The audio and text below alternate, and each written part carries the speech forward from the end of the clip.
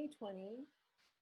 Hi, this is Woo Wednesday. I am Debbie Jade, and I'm here with my partner in non-crime.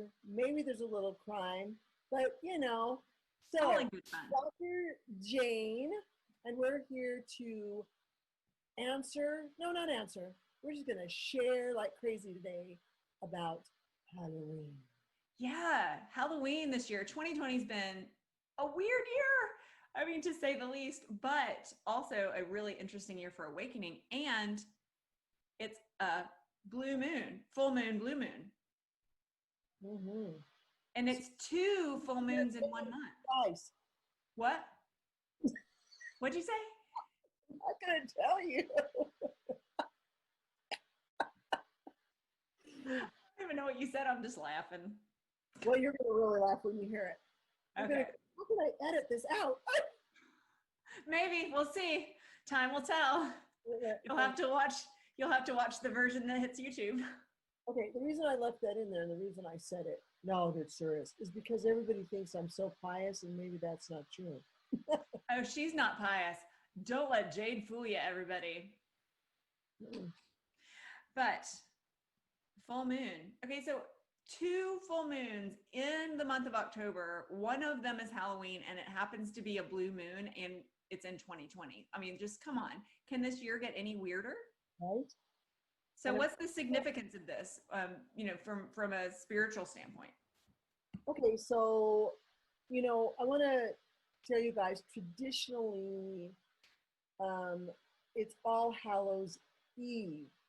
Okay, so that means it's not the time where everybody's made it this terrible, horrid thing. It was a great celebration of ancestors. We talked about this before. And it's really important for us to get back to traditions because it makes the day and the night, because this actually lasts, it's like a 3-day celebration. Mm-hmm. The actual day is November 1st, and then it goes in. They used to make these huge fires, and they would burn them, and they would burn them all night for 3 days, because that was like a great big ball of like, here, we honor all these spirits that are passing. It's a huge exodus, like the Day of the Dead, where people are leaving. And that's why they would set the pumpkins out, because if you set the pumpkins out, they would say, this, please pass by our house, don't come into our house. You always would put offerings either at your back doorstep or your front, typically your back, so that they could eat as they were exiting out the way. And so that's very important too. So what do you put on the plate? What you do is you get your little pumpkin, and don't make it a face. I know the artwork is beautiful, but I'm sorry, that's not tradition. It is eyeballs, nose, and a mouth. Are you pointing that at me because you saw my pumpkins last year? No, actually, no. I'm just going with it. So, because I have all the artsy pumpkins, like the cat silhouette and the witch on a broom, and I love carving those things. But okay, so just a face, Charlie Brown pumpkin. Yeah, at least get a couple of faces, because if somebody goes by, they're going to go, "What's that shit?" I mean, so they might think, well, I can go in. So it's a chance for you to say, hey, look, I understand that you're going by my house. The offerings are on the back, and you'll want a plate of something really nice, some fruits, maybe some nuts. You can do some nice candy, confection type stuff. Is that kind of where the trick-or-treating came from? Like the giving out of the candy?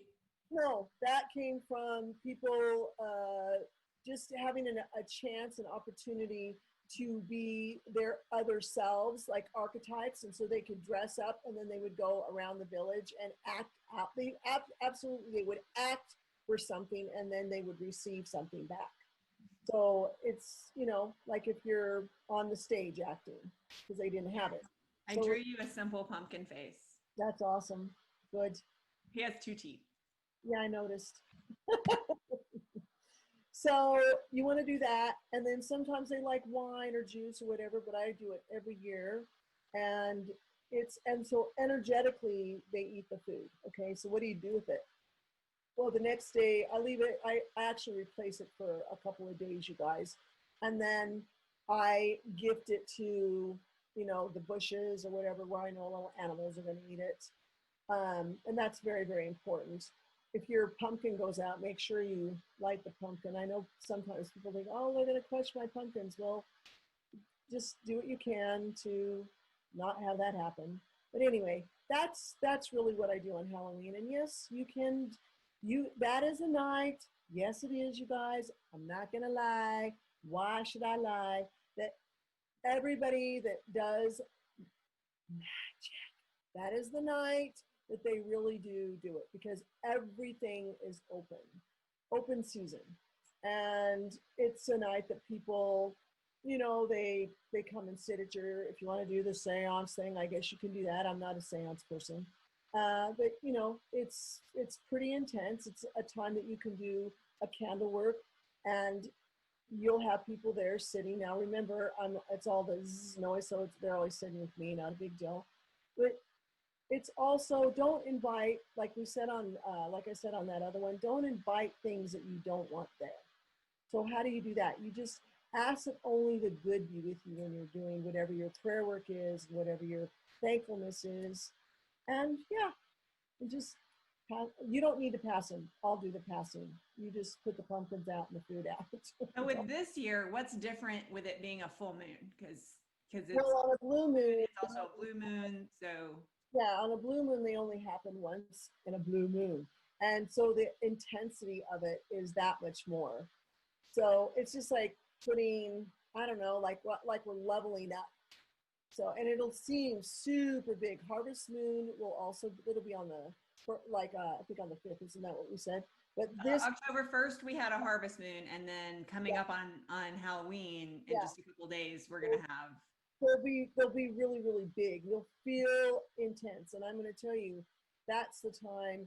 Do what you can. Have a nice little party. Do what you can, but it is a time where energies are so volatile. So we talked on the last one about the people kind of go, in Disneyland when the little guy follows you around in the haunted house. Remember that in the ride? Oh yeah, it's the haunted mansion. Yeah, the haunted With mansion. the little ghost. That's my husband's favorite ride. Yeah, well, actually, that haunted mansion is pretty correct. So, anyway, so they will kind of follow you around, but they won't do anything harmful to you if you. Not really. They don't really want to do that. You'll get a few that aren't that friendly, but don't go out in the cemetery and start doing all kinds of weird stuff. I'm going to tell you, half of them sit around and go, "What are they doing? They did that last year. Can't they change it up?" I just So is that gonna be amplified because of the blue moon? yeah.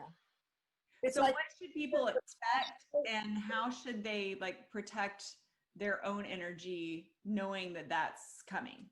I, I don't. Protection is a thing that we do every day. Well, yeah. So already, if you're asking for protection every day, how much protection do you feel like you're going to have? It's already pretty strong. It's not like, oh gee, one day everything's going to fall to the ground and we're going to be standing around naked. No. So it's fine. It's a blue moon is just intensifies the energy of any of them. And I guess I could say this: if you want something, now don't go say I want the lottery, okay? But if you want something that It wouldn't suck. yeah, it will amplify it more, so that you can get that much more pack for your punch of whatever you're asking for. So you mean like, people are always talking about attraction, the law of attraction. How do I visualize? How do I manifest what I want? So you're saying that with the thinner veil between us and the spiritual. There's no veil, none. No veil. On Halloween, there's no veil, or it's because of the blue moon? No, on Halloween there's none. None. Ah. Okay, so I'll tell you guys a quick story because this is what came to me. So one time we were doing our Native American ceremonies, and we decided to do a lodge, an Inipi ceremony on All Hallows Eve. Okay, so at the time that I had a guy very short in my life, very short, probably my husband, and we were standing there and we were all waiting for the fire to get built and get ready so that we could go in the lodge. We had an amazing teacher, Native American guy. He was really great. He was like, oh my gosh, he was almost 7 feet tall, which is unusual for natives. But he was a very kind man. We really loved him. And on this particular night, All Hallows Eve, before we went in, I said to my husband, do you see what I see? And he said, what? And I said, look at so-and-so. And he looked and he said, I do see what you see. And he was not that guy. He was a completely different person. And we'll talk about that another time because he wasn't from here. He was like an alien guy. Totally wasn't him. And that was two people with our eyeballs. And we were sober, okay, because we don't do funny stuff. So I'm like, oh, okay, that explains why he's 7 feet tall. Oh, so it was revealed to you that he wasn't really human. Yeah, we could see truly who he was. I know. See, she can't even talk. Yeah. Now I'm just like wrapping my mind around the story because it took me a minute to like. Yeah. Wow. Okay. So And look for opportunities to experience wonder during the blue. Don't go running around looking for the ghost, because if you just surrender yourself to the energy of this is an opportunity to really honor everybody that's exiting and doing what they need to do to keep moving on, and then it'll be a lot more fun. I wouldn't go, alter ego doesn't mean, that you're a slasher, because that energy is. I hope not. Well, I mean, so just do something that's more, maybe a little more fun, instead of like all the stuff that's negative energy. Make it up energy. Yeah. You know what I mean? So what are you going to be for Halloween then? Like what am I going to be for Halloween? Like my costume? Yeah, costume.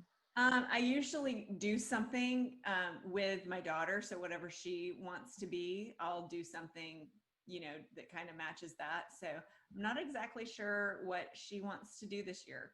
So well, see, now that's what we want in the comments. And you guys better comment. We want to know what you're choosing to dress up as.